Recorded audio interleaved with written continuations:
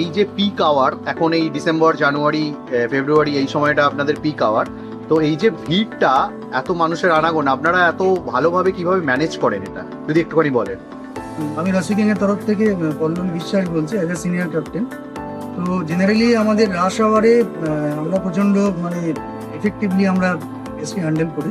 ওকে, হয়তো কখনো কখনো গেস্টের সঙ্গে মিসবিহেভিং হয়ে যায়, তো সেটাও আমরা হ্যান্ডেল করে নিই। আমরা সঙ্গে সঙ্গে গেস্টকে অ্যাপোলোজাইজ করি। ওকে, এবং কখনো কমপ্লিমেন্টারিও কিছু দিয়ে দিই গেস্টকে, ঠিক আছে। আর ভিড়টা তো আমাদের এটা মানে স্যাটারডে সানডে তো অলরেডি মানে ভিড়টা তো আমাদের কম্পালসারি থাকে। তো এটা আমাদের মানে এভরি উইকে এটা আমাদের ম্যানেজ করতে হয়, ঠিক আছে।